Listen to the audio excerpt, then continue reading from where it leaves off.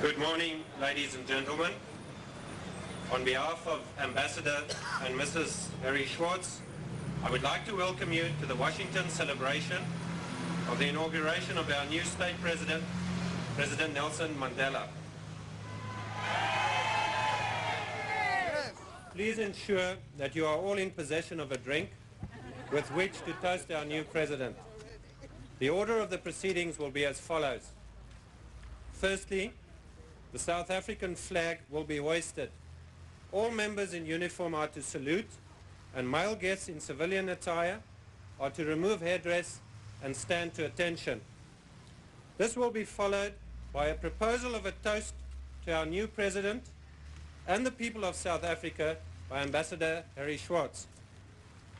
Both official national anthems in terms of our new constitution will then be played. The words for you who do not know them are attached to your programs. Once again, members in uniform are to salute, and male guests in civilian attire are to stand to attention and remove headdress. Thank you.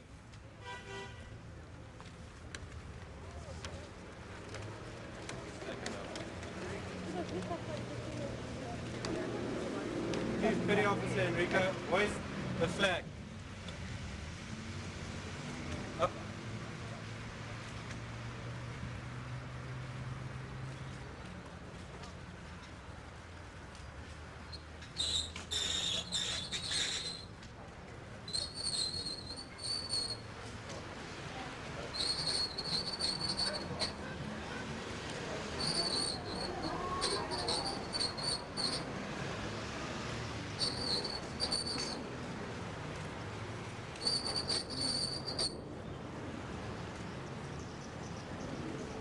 Down.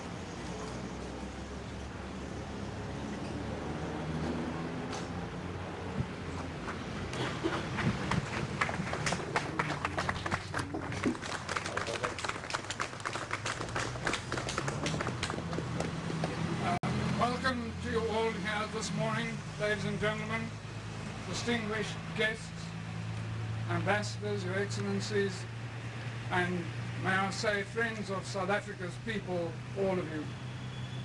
Permit me perhaps, before I commence my address, to read to you some passages from scriptures which to me have guided my life and which I believe are material to what we in fact are witnessing today. I read first from Deuteronomy. Justice, justice shall you pursue, that you may thrive and occupy the land that the Lord your God is giving you. I am a creature of God, and my neighbor is also a creature of God. I work in the city and he works in the country. I rise early for my work and he rises early for his work. Just as he cannot excel in my work, I cannot excel in his work. Will you say that I do great things and he does small things?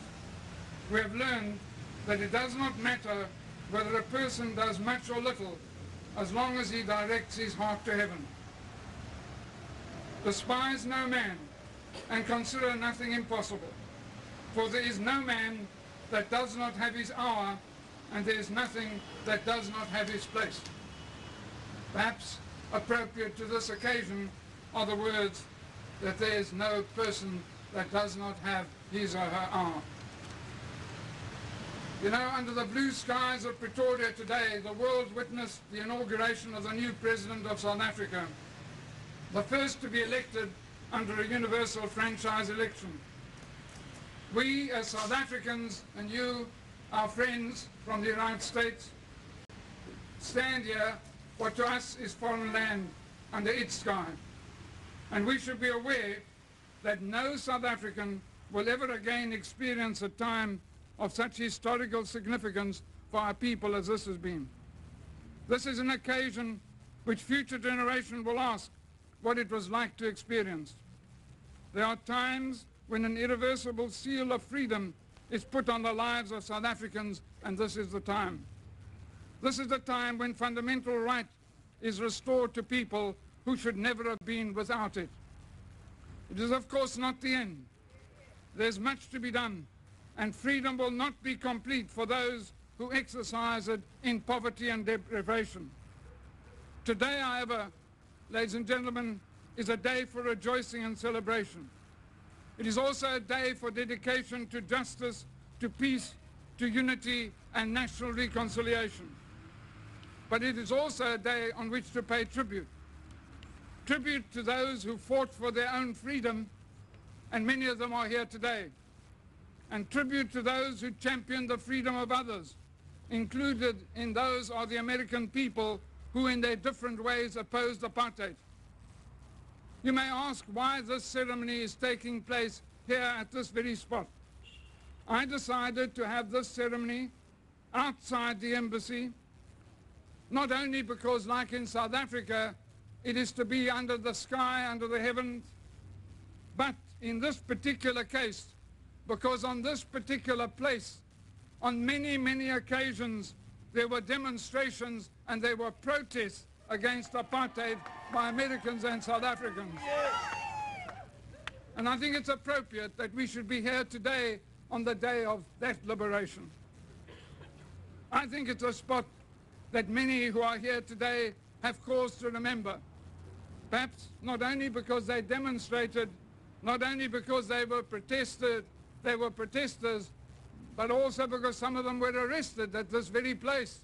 And some of them, in fact, showed their great solidarity with the people of South Africa here at this very spot.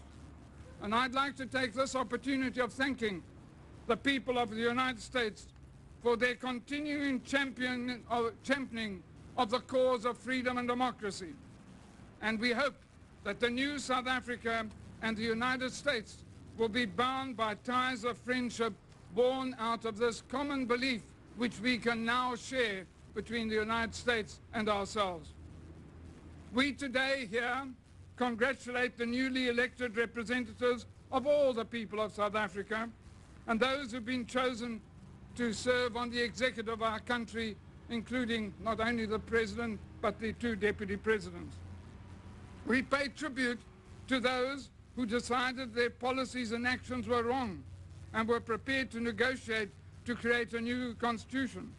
We pay a tribute to Deputy President de Klerk for turning the key so that President Mandela could walk to freedom. We thank all of those in South Africa and here in the United States who have spoken up and stood up for justice when it would have been so much easier to be silent. We remember, however, also those who have died for a cause, and some who died as innocents, not knowing why they should be the victims. We pay, however, tribute specifically to a remarkable man, our new president. When first I sat in a law class with him at a university which has always prided itself on wishing to be open to all, he was already filled with determination to fight for his people's freedom. In the Rivonia Trial, I saw him as an accused with his colleagues, strong, upright and unbowed before the might of the authority of the state. He would not bow. He would not seek mercy for what he regarded as his duty. Permit me today to quote the words which he uttered at the conclusion of his trial. I have cherished the ideal of a democratic and free society in which all people live together in harmony and with equal opportunities. It is an ideal to live for and to achieve, but if need be, it is an ideal for which I am prepared to die. This, ladies and gentlemen, was 30 years ago. He paid for this ideal with 27 years in prison, but he achieved it. And remarkably, after all these times, his ideals remain the same. And the words he used at his inauguration earlier today have the same ring as they had in his trial when he stood and had to stand on trial for his life. He spoke today of all South Africans being attached to the soil of Africa like the jacaranda tree is attached to the soil in the very town in which he was. He spoke of justice, of peace, of non-racialism, of democracy, of being at peace with ourselves, of no oppression by one of another, of the democratic and free society which was his ideal when he was young and when he was tried, and which is still his ideal today. This is a remarkable world leader. Madiba is now the leader of the people, no longer merely the leader of the ANC, whichever he remains. Nelson is a friend that we cherish, but President Nelson Mandela is now the head of our state. As he loves and leads the people, we ask for God's blessing for the people of South Africa, for the President and for the leaders of our country. And may I quote from what he has himself said today: "The time for the healing of wounds has come. The moment to bridge the chasms that divide us has come. The time to build us is upon us. Let freedom reign. God bless Africa." I ask you to drink with me a toast to President Nelson Mandela and to the people of South Africa. To Nelson Mandela, the people of South Africa.